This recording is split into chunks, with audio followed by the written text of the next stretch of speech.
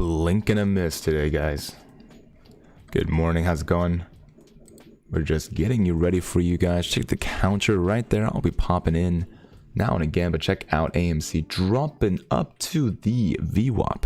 And then we'll be back in non-animated version after the timer counts all the way down. Good morning. File in, feel good. Moon Platoon, how you doing?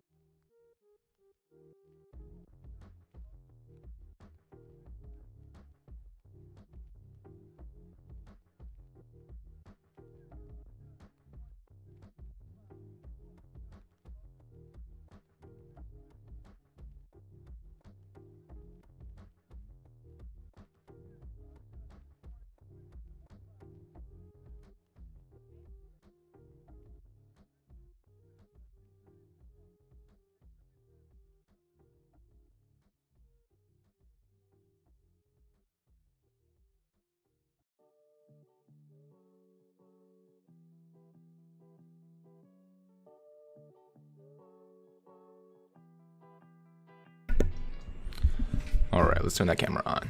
How's it going? We are going to talk right into it. We are going to go right into the news of the day, which is Wall Street Journal right here. Robinhood Hack exposes millions of customer names and email addresses. That probably means you. They're not going to be judicial. They're not going to be picking through it and say, okay, I'm going to take this person's email address. No. The hack happened, and it looks like a good amount of your data could have been in the wake. So let's take a look at exactly what we should expect. Here's TechCrunch. Online stock trading platform Robinhood has confirmed it was hacked last week with more than 5 million customer email addresses and 2 million customer names were taken, and as well as a much smaller set of more specific customer data. It said that a malicious hacker had socially engineered a customer service representative over the phone November 3rd to get access to customer support systems. This allowed the hacker to obtain customer names and email addresses, but also additional full names, dates of birth, and zip codes of 310 customers. So who are those people? That's a little too specific. It's a little oddly specific. So where exactly is that coming from? How's it going?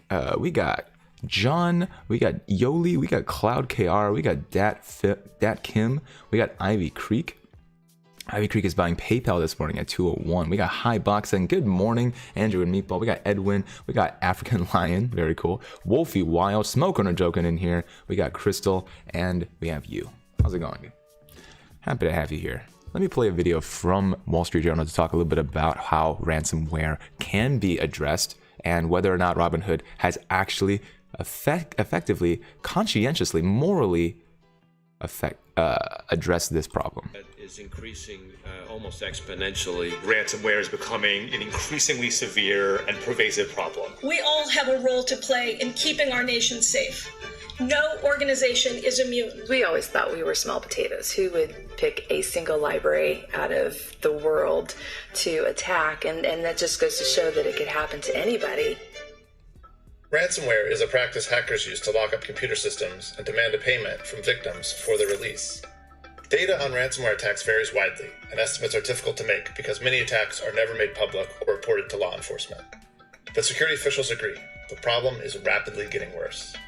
These attacks are increasing in frequency, victim losses are skyrocketing, and hackers are shifting their targets away from data-rich companies to providers of key public needs, such as hospitals, transportation, and food. So we have a chance to walk through this with the Wall Street Journal, but first I want to take a chatter quant look at what earnings are going to be later today, because some of you have already started loading up on some of the tasty discounts before earnings blow everyone to smithereens. Just like a very positive earnings did for AMC. AMC had 7 pieces of news from good old Adam Aaron. Good pieces of news at that. And yet, here we are. PayPal got a dip of nearly 12% from yesterday's close. Currently trading at a 201. Heck yeah, I'll go in with you. Who is that person? We're not giving each other financial advice. It's just a good deal on a nice stock. For me, not for, I don't know for anyone else. Let me just jump in a tiny bit. You guys know my password. It is $1,000,000,000T55. Now that said, it's because I've done my research on PayPal already. So let's go and see if ChatterQuant can give us an alert for PayPal. And then while I do that, while I pull up the alert center for ChatterQuant and look at the earnings as well, just know that we just reported on Robinhood having a lot of their data given to ransomware shenanigans. How about that naked merger?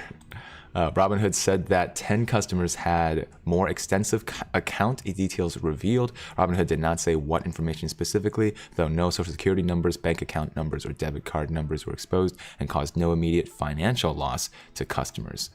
It's precisely this kind of information that malicious hackers can use to facilitate further attacks against victims, like targeted phishing emails, since names and dates of birth can often use to verify a person's identity. The company said once it secured its systems, the hacker then demanded an extortion payment. Robinhood instead notified law enforcement and security firm Mandiant to investigate the breach. Wow. Good morning, Loki Nova. How's it going, Joseph Papadakis?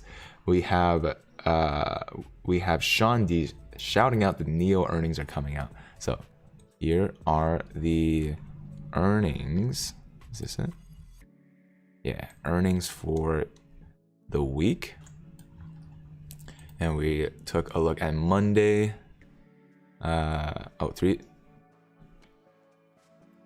Nope, this is, it says PayPal. So right now we're looking at Tuesday.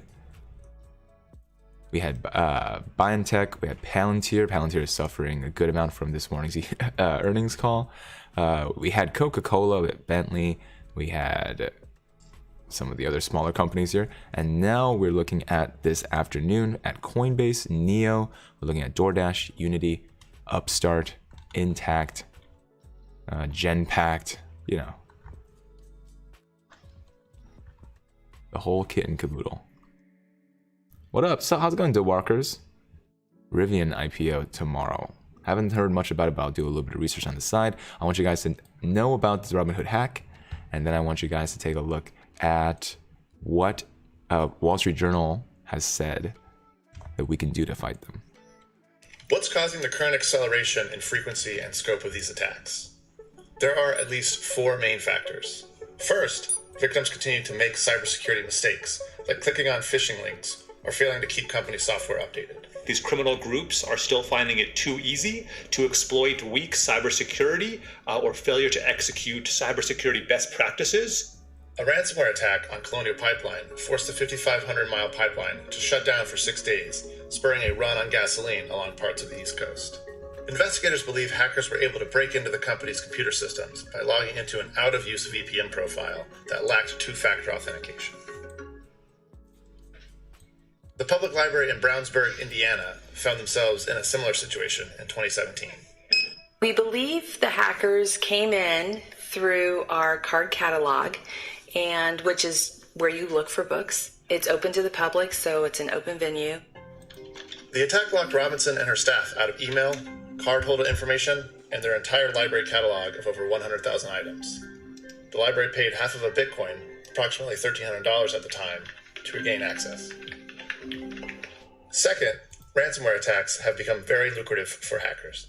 In the past several weeks alone, JBS, whose meat plants were temporarily knocked offline by cybercriminals, and Colonial Pipeline have paid many millions of dollars to get their systems back up and running.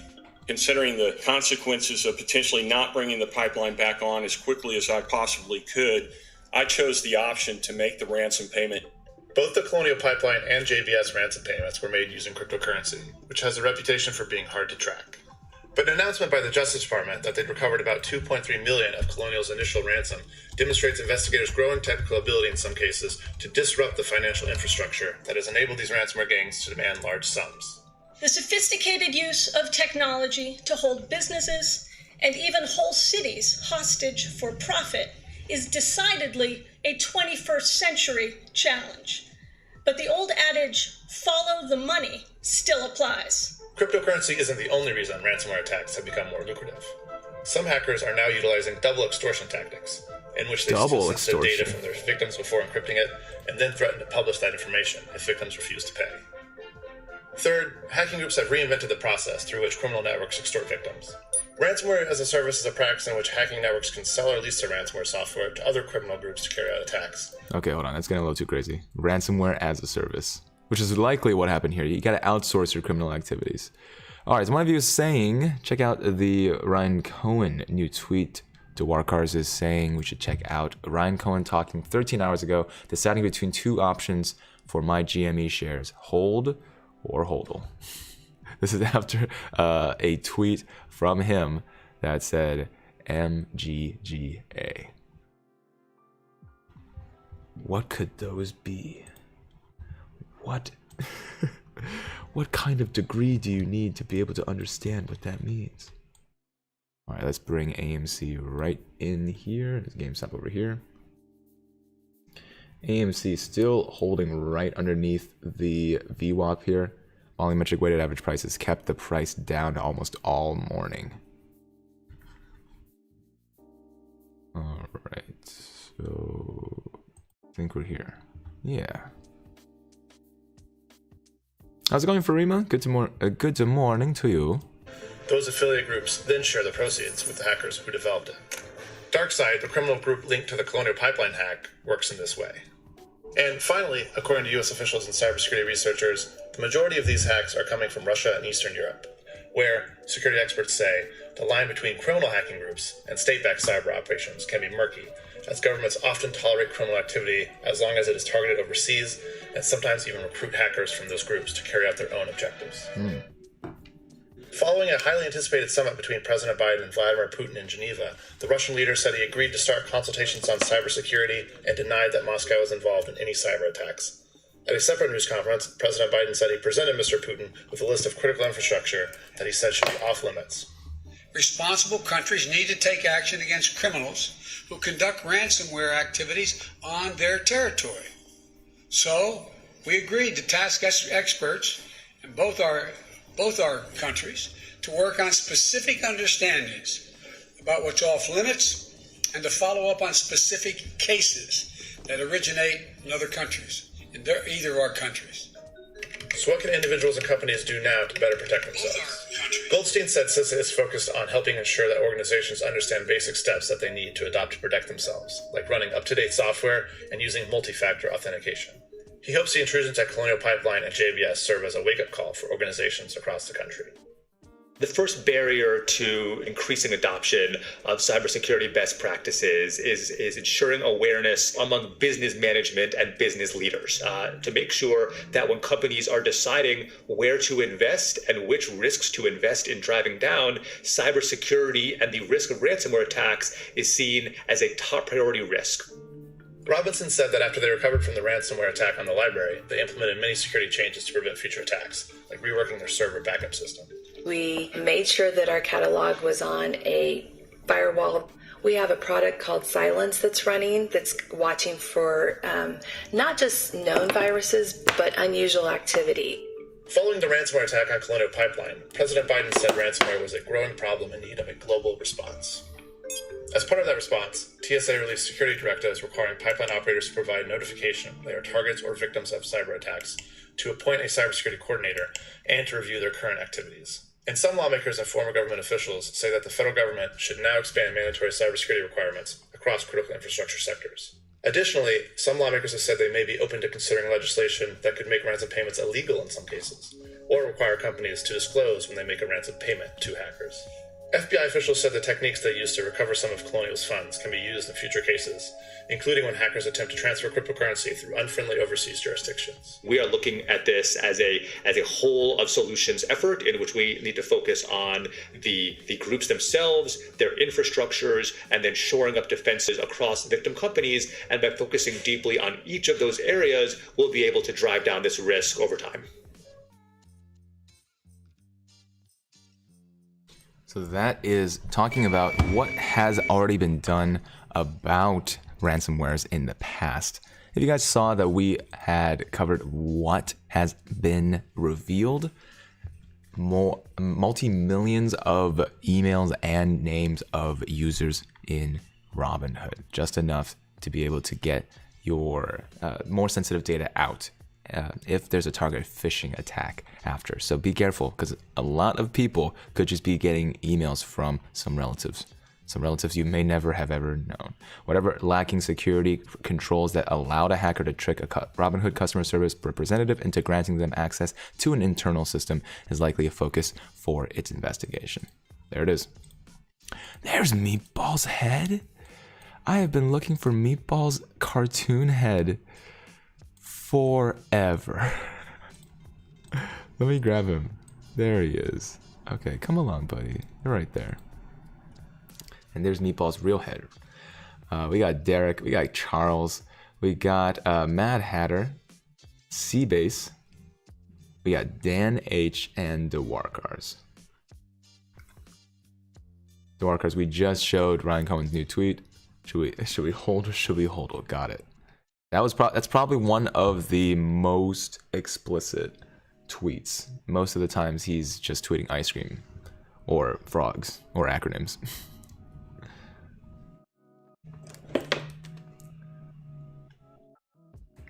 But here we are. Smoking and Joking says, been so long. Has truly been. AMC just tipping off of the VWAP. Just going blink, blink. But let's see if there's any other alerts. In fact, can we see where AMC's Lux algorithm is going? Let's take a look. Business. Industries. Wow.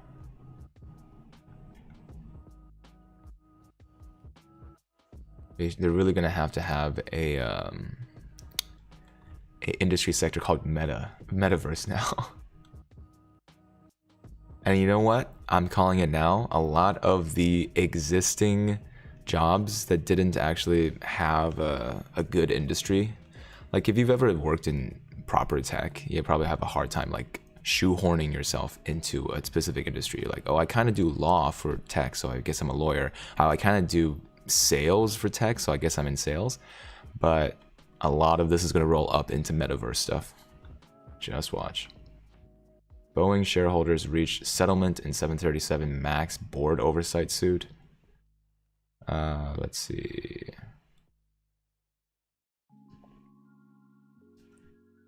SEC names new board members to audit watchdog.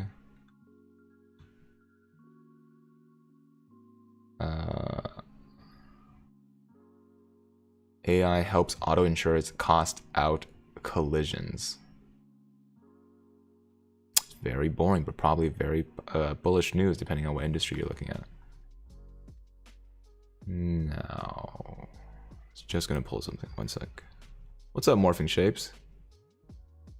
No Revolution 105. How's it going?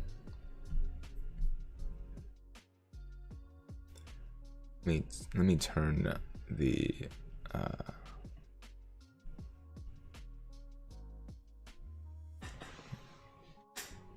turn AMC to Wumbo right now. It's Wumbology, SpongeBob. Right now we're currently waiting at, I think, 1, 2, 3 touch points. Pretty great support right there. So we just identified a new support for AMC down at $40.68, coming off of it right now. That's going to be the support of the day. The line to watch at $40.68. So we're currently coming off of. Doppelganger says people should change their Robinhood passwords. Yeah, if they're still on Robinhood, you certainly should. And Steve Kettner says definitely change your password if you don't have two-step authentication. Come on, guys.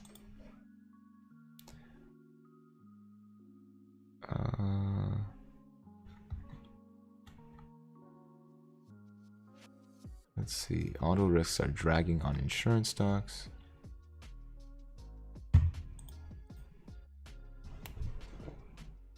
Let me do some good old-fashioned research.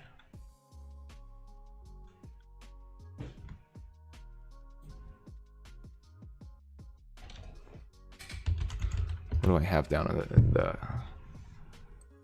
left corner? It is, whoops, naked. Let's move this a little bit. Okay, so naked. We can track where PayPal is. Now this has been the bottom for a while. And that was right before earnings. So if PayPal surged to 244 right before earnings, this kind of feels like AMC. Dropped all the way back to 201. And that's how earnings works, believe it or not.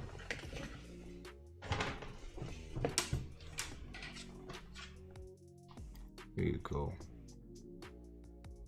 Being in red is actually one of the best plays because you can't really play unless you're working different aspects of the market. If you're playing the options chain, sure, you can play either direction. But if you're just buying the stocks at good prices, that is going to be a completely different play.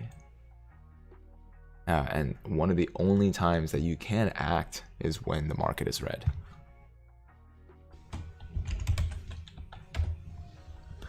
Action is now.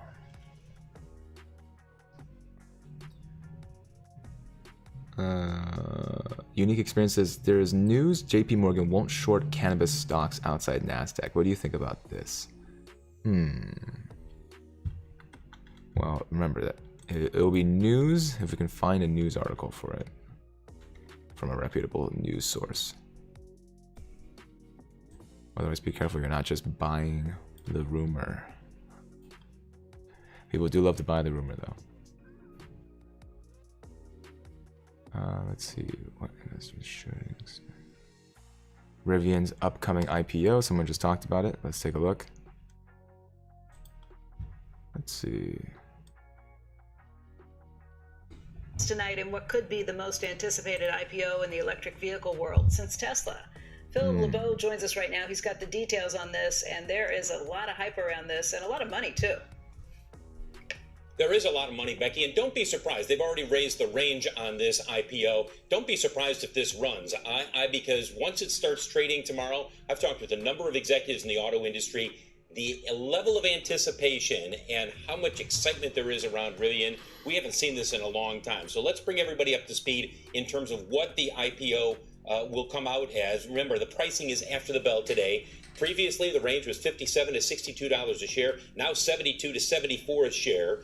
And the valuation is now up to $65 billion. Let's put that valuation into some perspective with either EV startups or established automakers that are out there trading right now in terms of their market caps. You've got Rivian coming in potentially up to $65 billion. It would be valued more than the market cap of Honda, getting close to Lucid, and Ford is $79 billion. By the way, that Ford valuation, go back 6 months, it was far lower than that, probably down closer to $55 or $60 billion. It's really just taken off within the last 6 months or so. Wow. So for Rivian, we know so much about the R1T pickup truck, the electric pickup truck.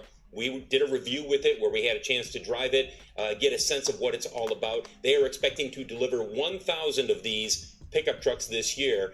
They have lost $994 million. They did that in the first half of this year. They've got 48,000 orders for the R1T pickup truck. The other part of the business that perhaps is not appreciated as much as it should be is Amazon. We're going to show you shares of Amazon and Ford. Both of them have a stake in Rivian. Amazon owns 20%, Ford has 12%. Many people I've talked with, guys, have said, look, if you're looking at Rivian strictly as an EV play, that's understandable. But you are discounting the impact and the potential growth with Amazon. They've got 100,000 electric delivery vans that they're in the process of working on those. Some of those are already delivered to Amazon. Many believe that order is going to grow substantially in the years to come. And remember, Amazon doubled down on its Rivian investment. They're not going to cash out and walk away. They look at Rivian as a way to continue to grow when it comes to autonomous vehicles in the future, electric vehicles. Watch this IPO when it happens tomorrow, guys. Because when I've talked with executives in the auto industry, all of them say the same thing. This is the IPO to watch. If you were going to play one IPO in the EV autonomous space over the last couple of years, this was the one that they said you wanted to keep your eye on. So it's better than Tesla, or at least bigger than Tesla. The EV automation space is here, ripe for the picking, and you guys just got a dose of what to expect. No, that makes a lot of sense. The Amazon deal, the Amazon partnership, but it's really weird to think of Amazon being in a partnership where it doesn't own the entire thing, or where it's not able to kind of use its muscle. No, understand what you're saying. Deal. It's just a different. I'm trying to think of another single Amazon partnership where the stakes are the same, where they own 20% in the company, not the whole company, not zero of the company, so they can't kind of browbeat them into a better deal. It's just interesting, especially to consider that valuation being so much higher than Honda, which sells 5 million cars a year. Sure. But that gets back to the story that we've been talking about for some time when it comes to traditional automakers that have not yet made a transition into the world of electric and autonomous vehicles. One other thing to keep in mind with Amazon, Becky, think about all of the data that they are going to be collecting through the Rivian electric Amazon delivery vans. 100,000 are on order. I've been told that order base is going to grow substantially in the future. And the reason that Amazon is a partner with Rivian is that CEO RJ Scaringe early on said, I want two things when I find my partners. And this was a number of years ago. I want a data tech company, and I want an established automaker to help us with the manufacturing. That's ultimately why they partnered with Ford, ultimately why they partnered with Amazon. Very strategic about how they've grown this company. And RJ Scaringe, he is one of these CEOs who's very intense but understated. And he sought out Amazon. He talked to other tech companies as well, but he sought out Amazon because of the potential for what Amazon could bring to the table on the tech side. Okay. So bringing down the stakeholders of tomorrow's IPO, it's really going to be Ford, Amazon, and Rivian. Should you believe the Rivian hype, breaking down the numbers behind the EV IPO? Let's look at the numbers. This is Melissa Lee. Hype. Packy McCormick, the man behind the Not Boring newsletter, joins us now, and it is appropriately named Not Boring, by the way. Packy, welcome to the show. Great to have you with us. Great to be here. Thanks so much for having me. This is a deep dive into Rivian, and I think that, for some people, you might think of the more recent sort of EV companies that have gone public, and most of them have gone public via SPAC. This is a very, very, very different animal in terms of the hype and in terms of how it is going public, correct? It is. I mean, I think obviously it's going public in a traditional IPO. It's backed by some of the bluest blue chip investors out there. And the hype seems to be real, at least on the car side. The reviews have been pretty unanimously amazing for both the R1T, and people are excited about the R1S as well. And then there's big orders in place. So, the biggest one being Amazon has 100,000 vehicle order for the EDVs. So there's built-in demand for the next few years kind of already there.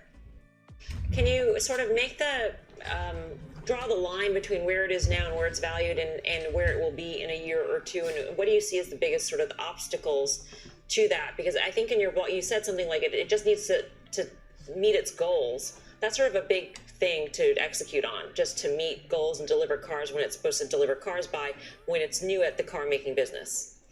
It is. So, Rivian has started delivering cars. I think, a lot of the anti-Rivian talk in the past few weeks or about a month ago was that it hadn't delivered anything yet. It started doing that. Really, over the next couple of years, Rivian needs to hit its delivery targets by about 2025. It needs to get to, at current multiples, about 200,000 vehicles delivered in that year to be able to kind of grow into the valuation based on where Tesla's priced right now and based on where Lucid's priced right now. Obviously, things could change. Revenue multiples in the space could compress. They could start being, valued on profits and earnings. So a lot could happen in the market. But given the current market conditions, if they can deliver about 200,000 vehicles in 2025, they should be able to grow into the valuation. Hey, Packy, happy Monday. Thanks for joining us, bud. Here's one for you, okay? So this company, who are they competing with, right? When Lucid rolled out the first car that they delivered last week, it was a $170,000 high-end sedan. It looked like they're competing with the Model S Plaid, right? This company is going to roll out SUVs and trucks, adventure SUVs and trucks at like a $70,000, $75,000 price point. Is this a smart move in your opinion? Are they going after somewhere where Tesla doesn't live at all, where they think they can compete with the existing incumbents of the, of the ICE cars, I guess you'd call them? Yeah, so they're going into kind of a greenfield space in EV right now. So they are going after the adventurous set, the outdoor set. The unique thing about Rivian's kind of truck and SUV is that it can go 0 to 60 in 3 seconds on the open road, but then it can off-road. And so they're targeting this outdoorsy, affluent crew. Currently in the market, there's nothing kind of competing. Ford will come out with the F-150 Lightning. That will be in the $40,000 price point. I think that's targeted at a traditional kind of F-150 buyer who wants to go EV.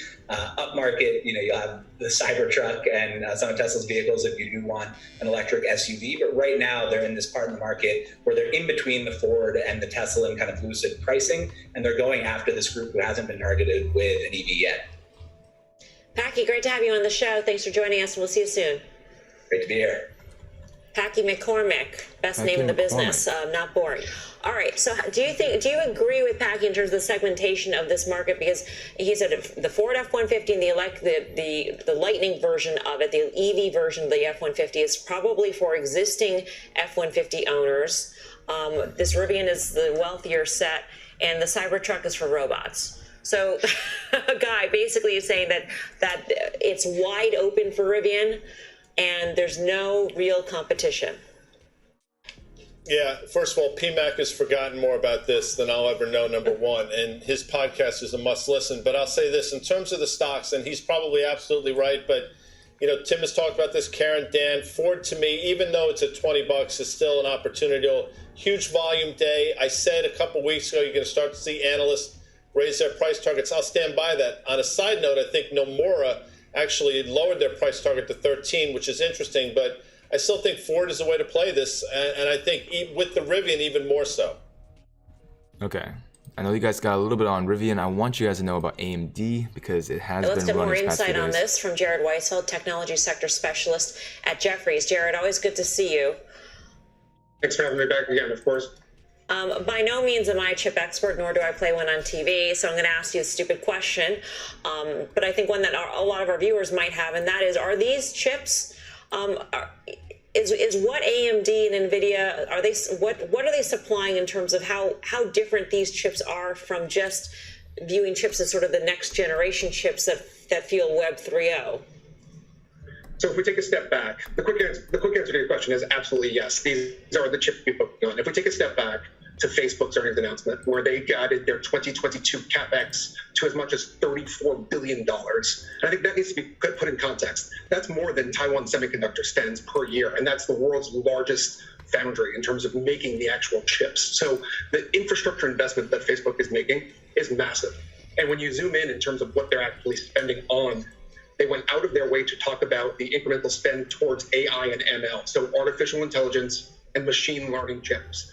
And those chips that are best suited for that happen to be parallel processing chips, which are GPUs, so the graphic processing units that AMD and NVIDIA put out. So AMD and NVIDIA are really in the sweet spot in terms of the trends that are happening at Facebook in terms of incremental CapEx. And this is not going to stop at Facebook, right? If you're another cloud service provider, Microsoft has already endorsed the metaverse even just last week, right? So if you're Microsoft, if you're Amazon, if you're Google, you're going to see incremental CapEx follow this announcement. So I think Facebook is at the forefront of this, and you're going to see billions and billions continue to be invested in terms of AI, ML type architectures. Hey, Jared, it's Tim. So I also not a chip expert and not playing one on TV. And my question is more about, is AMD re-rated based upon the future, or is it based upon that they really have taken enormous market share and essentially their data center chips and their processing chips today have eaten the lunch of not only Intel, but some of the other main peers out there? And just talk about that valuation. Absolutely. So I think both of those points are absolutely intertwined. As it was noted, AMD now is sporting, mid 20% market share in terms of core compute with respect to the server end market, and that's the most important end market. It's stickier revenue. We're talking about Microsoft's, Facebook's, the world that are customers, higher margin, and Lisa Su and the entire team has really done an amazing job from an execution standpoint. You look at what they announced today. They announced Milan X. They announced the MI200, which is their next generation GPU, which goes against NVIDIA. They confirmed that Genoa, which is their next generation data center chip coming out in next year, is completely on time, utilizing the TSMC 5 nanometer process. So not only is it about the market share that has already been established, but it's investors willing to ascribe that premium multiple, because AMD probably, I'm sure they are not planning on stopping at 25%, right? Their number one competitor, Intel, in traditional compute, is clearly wounded, while TSMC while AMD is able to leverage TSMC's process technology roadmap and really advance ahead. And everyone in this show has kept talking about bricks and mortar. And, you look at the entire supply chain. Taiwan Semiconductor is AMD's largest partner, right? They are producing all of these chips, and these chips are massive, which we can certainly get into. Jared, I'm wondering how we should think about the potential total addressable market in terms of what the spend could be on metaverse chips, and how much of that is actual new spend or replace spend. In other words, no longer spending on whatever prior generation chips and shifting that spending forward. For sure. So if you go back to Facebook's announcement in terms of them increasing spend to up to $34 billion in calendar 2022, Zuckerberg and Sheryl Sandberg on the call, there's no intention to monetize this anytime soon, right? We're talking about revenue generating opportunities potentially in 2030 and beyond. So we're still just building the infrastructure. So that CapEx profile is going to go up and to the right from here, and that baseline is up 70% into 2022. Then you layer on the incremental spend from Microsoft, from Google, from Amazon, and anyone that plans on entering the metaverse. And you think about video games and how that can play into the mix. I mean, we're talking about a number that could be certainly hundreds of billions of dollars in terms of the infrastructure. And specifically to your question, Mel, with respect to the chips that are getting produced, I alluded to this earlier, but these chips are, in some cases 5 to 8 times larger than the chip that goes into your cell phone, right? We're talking about chips that are 800 to 1,000 millimeters squared. So these are monster chips, and the semiconductor capital equipment supply chain also benefits in a tremendous way. Jared, great to get your perspective on this. Thank you so much. Thank you so much. Jared Weisfeld of Jefferies. So there's picks and shovels, and then there's picks and shovels for the picks and shovels players, Guy. So where would you want to go? First of all, I love the fact that AMD's got the Italian cities with their chips, Milan and Genoa. I knew there was a reason why you had a Cheshire Cat grin on your face. Anyway. All right, see, in my head, as usual, on a Monday. Nice haircut, Guy, by the way. We're going to talk about this later just in terms of their earnings, but if you really want to look at names that could benefit absolutely right now, it's a name like Roblox, which I know you remember this, but we talked about it in the CNBC draft. That stock being one of the first names that should have gone. Look at the quarter they just put up and look at where the stock is trading now. So there clearly plays. I particularly don't think it's going to be Facebook. Yes, I called it Facebook. And I think, as I mentioned, AMD is time to take some chips off the table. But in the long run, both AMD and NVIDIA still work. Qualcomm, to me, is still the cheapest out there. All right, check out some infrastructure stocks surging today. The name's getting a boost after the House passed a $1 trillion infrastructure package. Tim, you were saying that the resource names are particularly strong.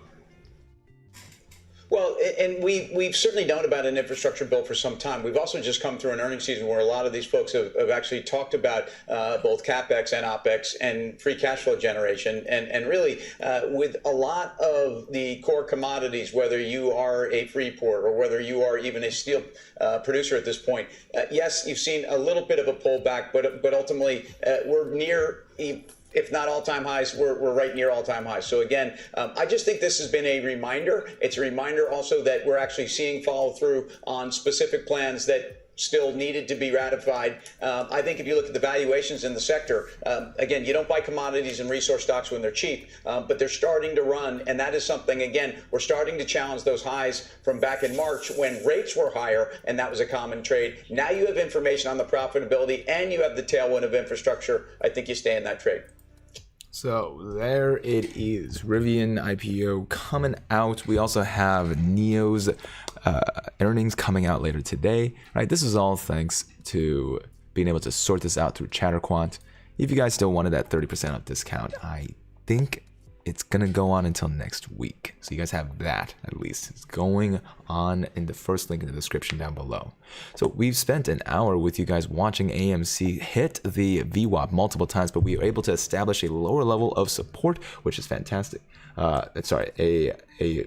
A level of support right here that we haven't seen before, which means that we now have $40.68 to bounce off of, which is consolidating the price action lower and lower into the $40.68 range and $41.14, which means a breakout between those two could be imminent. Can you explain my AMC dip today? Because of an excellent AMC earnings call. Yeah, the earnings call was a bunch of tremendous news, maybe presented in less than a glamorous way, but it was very positive news, 7 great reasons for AMC's continual growth, and the markets reacted exactly how they've reacted to every time AMC has had positive news.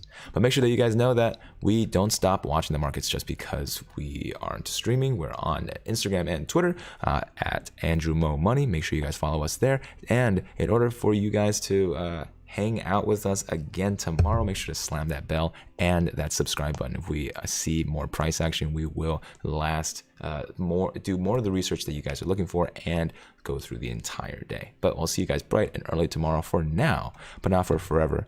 Thank you, those of you who have joined the Moon Platoon Grillionaire and Space Legends. The more you guys come in right away, slam that like. The more you guys go and check out the 6-figure portfolio over on Patreon, or check out the other different the ways that you can start growing your financial freedom journey right here from the ground up organically. That's what we are all about.